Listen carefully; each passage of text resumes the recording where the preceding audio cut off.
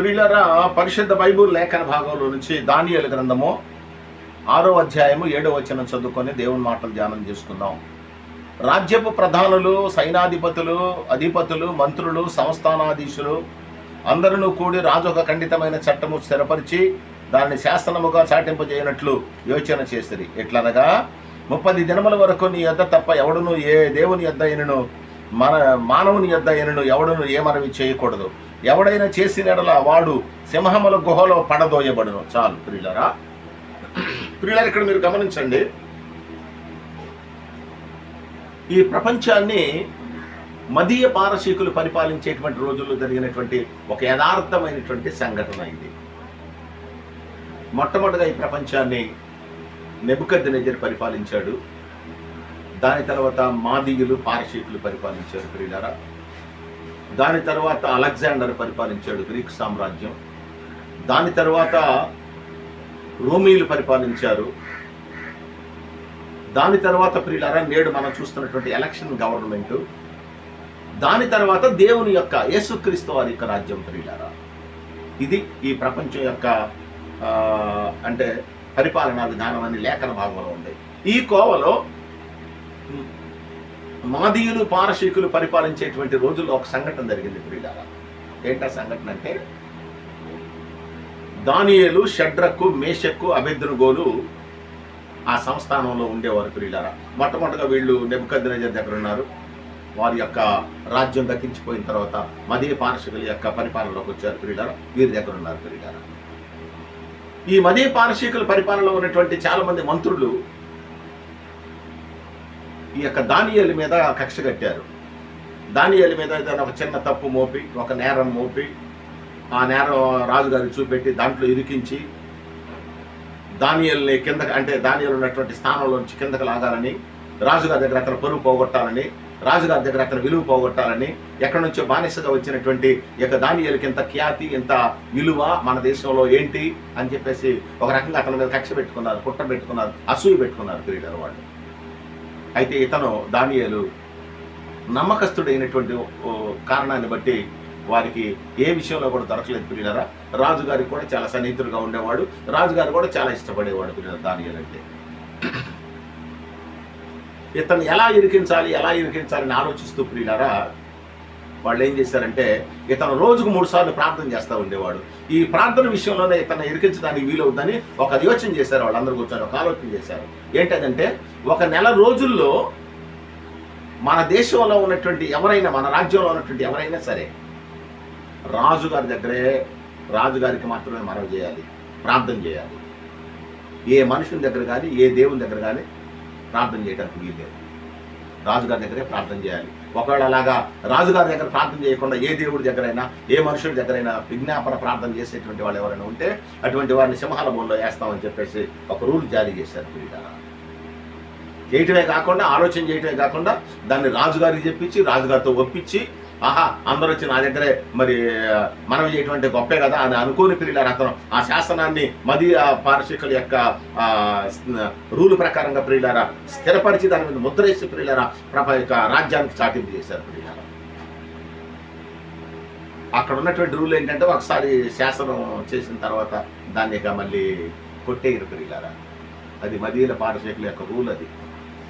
అయితే ప్రియులారా ఈ రూలు ఇక దేశంలో నడుస్తుంది. అందరూ వచ్చేసి దర్యావేష్ దగ్గర, ఆ దర్యావేషాన్ని రాజు పరిపాలిస్తూ ఉండేవాడు, దర్యావేష్ దగ్గర విజ్ఞాపన చేస్తూ ఉన్నారు. ఈ రూలు జారీ అయిందని, ఈ రూల్ ప్రకారంగా రాజుగారి దగ్గర విజ్ఞాపన చేయకపోతే, రాజుగారి దగ్గర ప్రార్థన చేయకపోతే సింహాల బోన్లో వేస్తామని ఈ రూల్ జారీ అయిన తర్వాత కూడా ప్రియులారా ఈ రూలు దానియేలుకు తెలిసినా, దానియేలుకు రోజుకు 3 సార్లు దానియేలు యథావిధిగా ప్రియులారా యెరూషలేము తట్టు కిటికీలు తీసి ప్రార్థన చేసేవాడు ప్రియులారా. అంటే దానియేలు యొక్క ఉద్దేశం ఏంటంటే, ప్రార్థన చేయకుండా ఏ రాజుకో దేవునికి ఇవ్వాల్సినటువంటి ఘనత, దేవునికి ఇవ్వాల్సినటువంటి మహిమ ఏ రాజుకి ఇవ్వటమో, ఏ మనిషికి ఇవ్వటమో, దానికంటే ప్రార్థన చేస్తూ చచ్చిపోవటమే మంచిది. ఈ జీవితం ఎలా చచ్చిపోయినా దేవుని యొక్క రాజ్యం దొరుకుద్ది.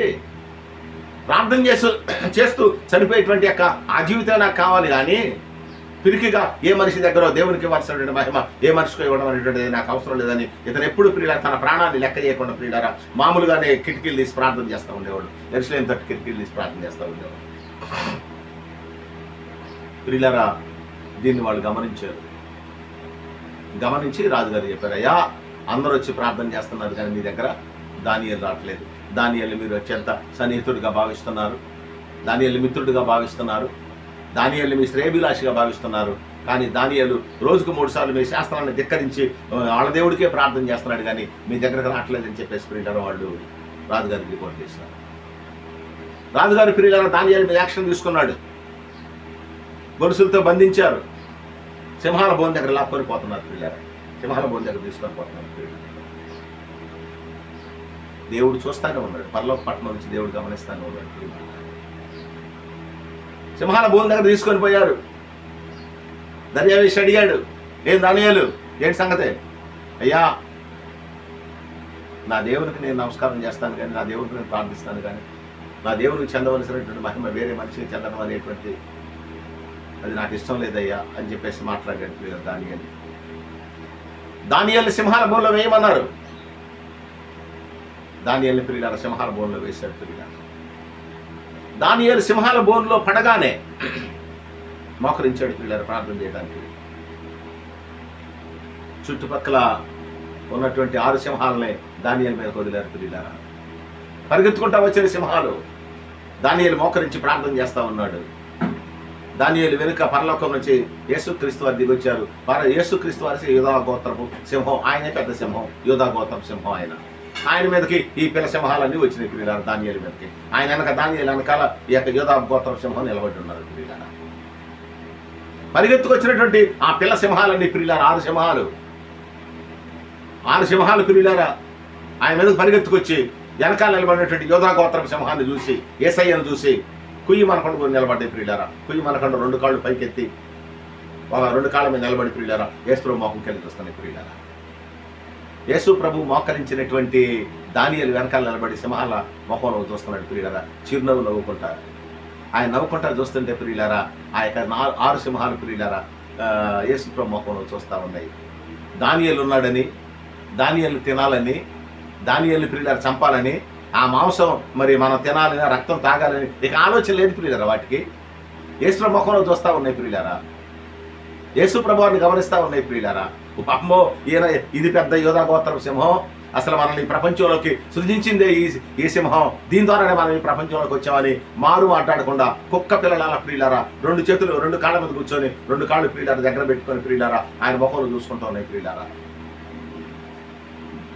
యేసుక్రీస్తు వారు ఆ యొక్క గుహలోకి రాకముందు 6 సింహాలే. యేసుక్రీస్తు వచ్చిన తర్వాత 7 సింహాలు ప్రియులారా. ముందు వచ్చినటువంటి 6 సింహాలు ఆ యోధా గోత్రపు సింహం యొక్క ముఖం చూస్తూ నేలపడి నిలబడ్డాయి ప్రియులారా. తెల్లవారుదులు దానియేలుకి అలాగే యేసు ప్రభు వారు కాపలా కాశారు ప్రియులారా. తెల్లవారుదులు ఏడ్చుకుంటూ ప్రార్థన చేశాడు దానియేలు ప్రియులారా. తన ప్రాణానికైనా తెగించాడు కానీ ప్రార్థన మానుకోలేదు ప్రియులారా. పోతిపోయింది నా ప్రాణం, ప్రార్థన చేయకుండా నేను పోతే ఎట్లా, నా అలవాటు మానుకుంటే ఎట్లా అని ఆలోచించి ప్రియులారా ప్రాణం ఇవ్వడానికని ఇష్టపడ్డాడు కానీ ప్రార్థన మానుకోవడానికి ఇష్టపడలేదు ప్రియులారా. ఇలాంటి భక్తుల్ని ఈ అంచె దినాల్లో దేవుడు కోరుకుంటా ఉన్నాడు. ప్రార్థనే ప్రాణంగా ప్రేమించిన వాడు దానియేలు. ప్రాణం కంటే ఎక్కువగా ప్రార్థన ప్రేమించిన వాడు, రాజుగారి శాస్త్రం కంటే ఎక్కువగా దేవుని ఇష్టపడినటువంటి వాడు ప్రియులారా. రాజ్యం కంటే ఎక్కువగా దేవుని ఇష్టపడినటువంటి వాడు ప్రియులారా. సింహాల బోన్లో ఇదంతా జరుగుతుంటే రాజుగారు సింహాల బోన్లో వేసి ఇంటికి వెళ్ళిపోయాడు ప్రియులారా. రాజుగారికి దానియేలు అంటే ఇష్టం. ఆ రాత్రిక కార్యక్రమాలను ఆపేశాడు ప్రియులారా. ఇక ఏమి కార్యక్రమాలు రాజుగారు ఇక నిద్రపట్టలేదు, కార్యక్రమాలు జరిగించలేదు ప్రియులారా. ఇక తెల్లవారి సమయానికి నిద్రపట్టక సింహాల బోన్ దగ్గరకు వచ్చాడు. సింహాల బోన్ దగ్గర నిలబడి కేక వేశాడు, దానియేలు, సజీవుడైన దేవుని సేవకుడు అయిన దానియేలు అని కేకేశాడు ప్రియులారా. కేకేయగానే దానియేలు మాట్లాడాడు, నువ్వు ఇంకా బ్రతికే ఉన్నావా?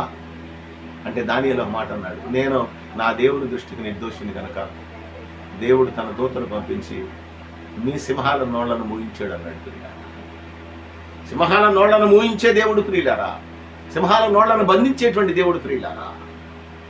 గుహలో ఒక్కడనే ఉన్నాననే అనుకుంటుంటే ప్రియులారా, పరలోకము నుండి ప్రియులారా ఈ భూమి మీద దిగొచ్చి దానియేలుకి కాపలా కాసినటువంటి దేవుడు మన దేవుడు ప్రియులారా. దానియేలుని రక్షించినటువంటి దేవుడు మన దేవుడు ప్రియులారా. దానియేలు మీదకి వచ్చినటువంటి సింహాల నోళ్లను మూసినటువంటి దేవుడు ప్రియులారా మన దేవుడు ప్రియులారా. మీరు గమనించండి, రాజుగారు ఇమ్మీడియట్లీగా శాసనాన్ని మార్చాడు.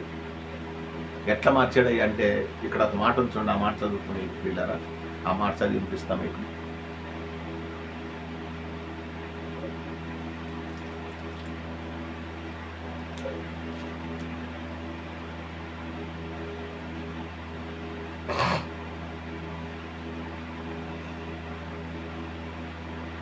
ఆయనే జీవము గల దేవుడు, ఆయన యుగయుగములుండు వాడు, ఆయన రాజ్యము నాశనము కానేరదు, ఆయన ఆధిపత్యము తొదమట్టుకుండును, ఆయన విడిపించువాడును రక్షించువాడును ఉండి పరమందును భూమి మీదను సూచక్రియలను ఆశ్చర్యకార్యములు చేయువాడు, ఆయన సింహముల నోట నుండి దానియేలును విడిపించాను అని వ్రాయించాను.